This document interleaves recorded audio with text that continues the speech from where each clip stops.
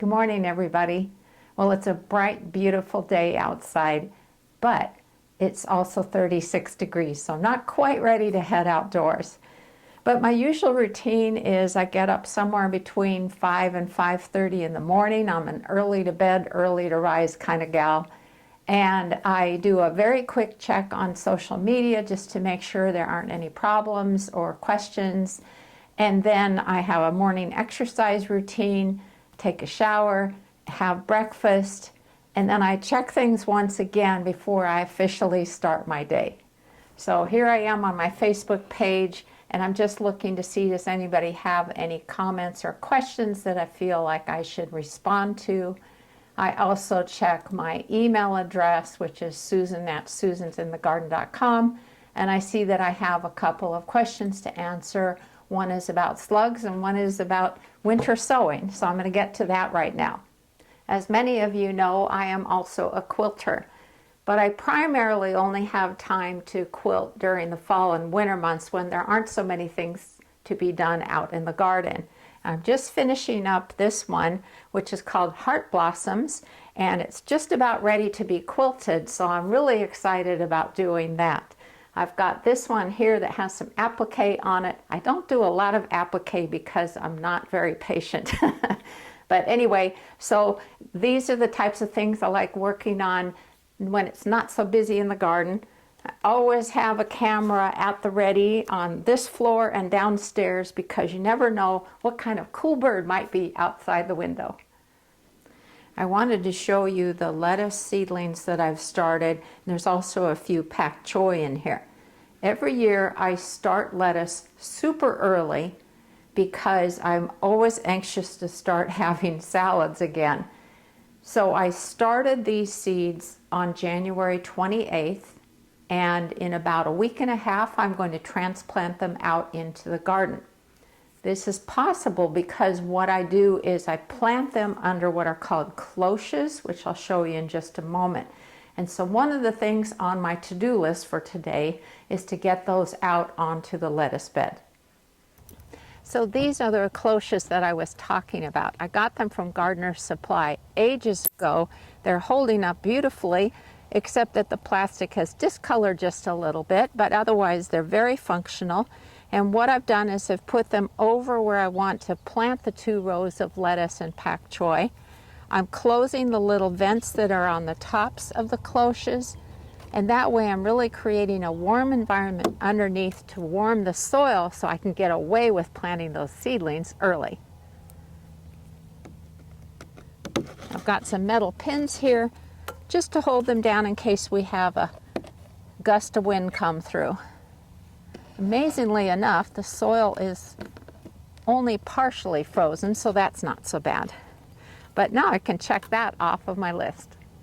The interesting thing is that in the next few days, Bill and I are going to start a big project, and that is to replace the wood on this row of 7 raised beds.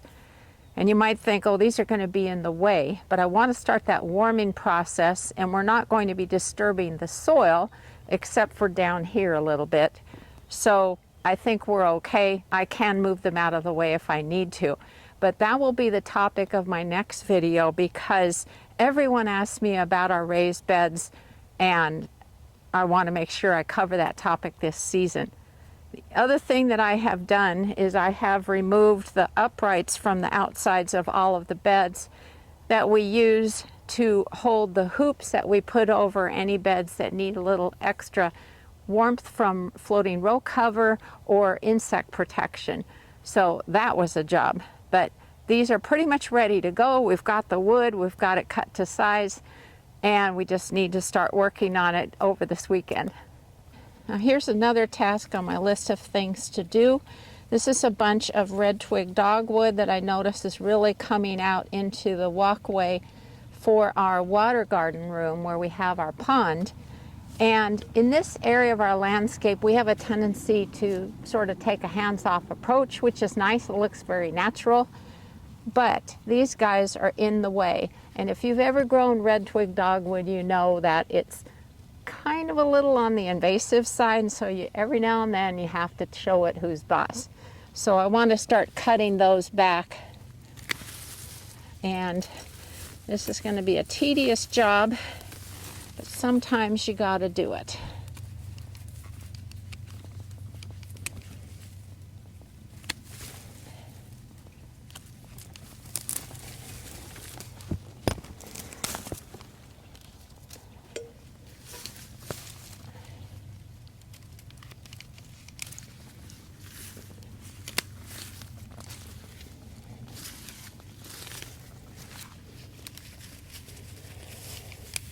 There, this looks a lot nicer, and I've got some branches to clean up, but then it's going to look very tidy.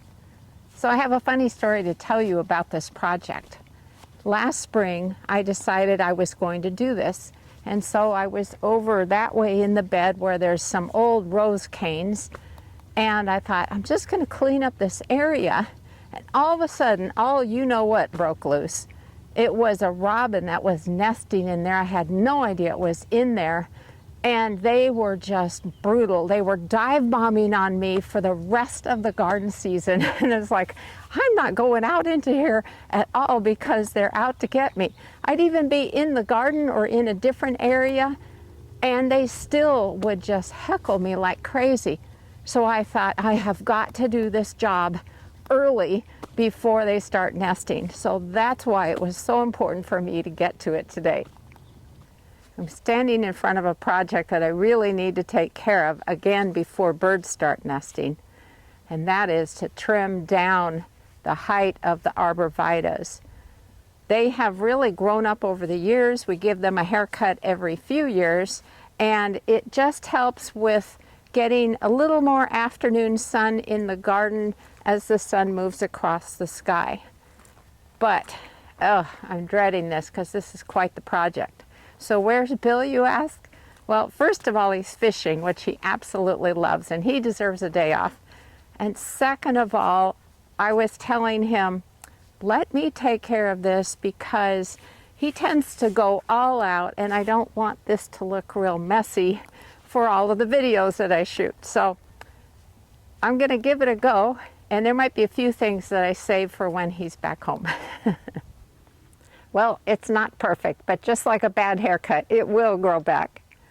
And I'll tackle the rest of the arborvitaes once I can lift my arms up over my head again. So the purpose again was to allow the westernmost beds in our garden get a little bit more sunlight in the afternoon, and I think this really will do the job. Now, when I was walking out of the garden, I just noticed something. I wasn't intending to do any more pruning here, but I just noticed how much this burning bush is crowding out this poor little quick-fire hydrangea. So I'm going to take a few branches back so that this poor thing can grow normally. It's really got the leans there. The first thing I'm going to do is remove this sucker growth at the base of the hydrangea. And there's another branch that's going up through the burning bush, so I want to trim that too, and we'll see how it grows this season. And then let's see what I can take off. I'll do it in stages.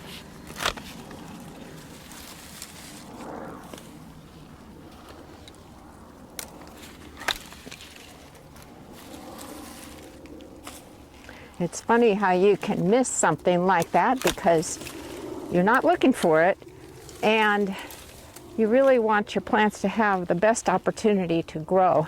This burning bush has gone absolutely nuts over the years, and it's so pretty in the fall, I hate to cut it down. That is one plant. But we'll see. Let's see. That can go. And let's take this one off.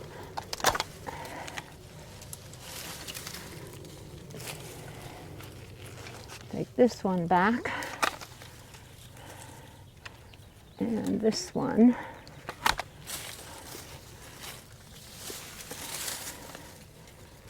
Okay. That's better.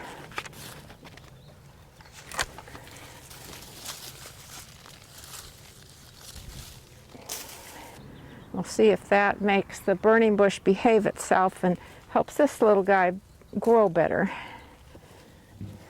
Okay, it's lunchtime. I'll be back in a little bit. I've got a small but important task to take care of in our greenhouse, so that's next on the list. This is a 6-foot by 8-foot greenhouse, so not huge, it's not fancy, and it's not heated. However, it does serve a very important purpose. During the spring, after we have started some seedlings indoors, we bring them out here to sort of a staging area where they can grow in comfort until it's warm enough to be planted out in the garden. So there's 2 8-foot long planting tables, and quite a few years ago I came up with an idea that works so well, and I wanted to share it with you. Each of these planting tables has a layer of black plastic on it, and then what I just folded up is some old capillary mat, and I use that to draw water up out of these rain gutters on the front sides to bottom water the seedlings. Well, these have been used for a few years. They're in pretty sad shape, so it's time for me to replace them. Fortunately, I bought the large economy-sized roll of the capillary matting, so it's really easy for me to replace it. So I've got it on top of the black plastic going down into this rain gutter. So here's the thing. One year, this just came to me as an idea, and so Bill has set up our drip irrigation system for the garden to turn on here. There's 2 lines that come in, one for each planting table, and when the water runs in the garden, it also fills up the rain gutter, and the capillary mat wicks the water up. It is so slick. So now this is all set up for our little plant babies this year. I did want to clarify one thing that I said a moment ago. Ordinarily, this is not a heated greenhouse. The one thing that we do when we are bringing out the real cold sensitive veggies, such as tomatoes, eggplants, and peppers, is we have a small space heater, and it has a thermostat, and what happens is if the temperature gets below 40 degrees, it kicks on and brings the temperature back up a bit. So in that way, it's heated. But ordinarily, we pretty much just use the greenhouse for this time of year when we've got seedlings. Now here's something else that's on my list today. Every time I walk past these hydrangeas, I think I have got to remove the old blossoms. So these are quick fire hydrangeas. They bloom on new wood. So that means if I prune off some old wood, that's totally okay. I'm not removing this year's blooms. If you have a hydrangea variety that blooms on old wood, you definitely don't want to prune them this time of year because you'll be removing this year's blooms. So be sure to look up your variety if you don't already know this. But the thing with this variety of hydrangea is that you can remove about 1/3 of the growth on each branch. So that's partly what I'm doing, but I'm also wanting to just clean it up. And it's nice to kind of cut them back a little bit and get them into a more manageable size. That looks better. You probably can hardly see it, but before you know it, leaves will be sprouting. I can't wait. This is another hydrangea that I grow called Mini Mauvette. And this also blooms on new wood, so I can prune all that I want. Mainly what you're looking for, though, are broken branches. I'm seeing that right here. And that just happened during the winter. So remove those and remove the spent flowers. And you'll be having new blooms before you know it. There's one more thing on my to-do list for today, and that is to put up the sign that my mom made us many, many years ago. It says peace and quiet, and it just wouldn't be a new garden season without the official unveiling of the sign each year.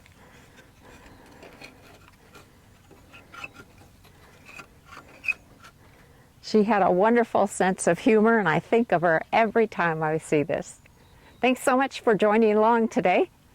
Happy gardening.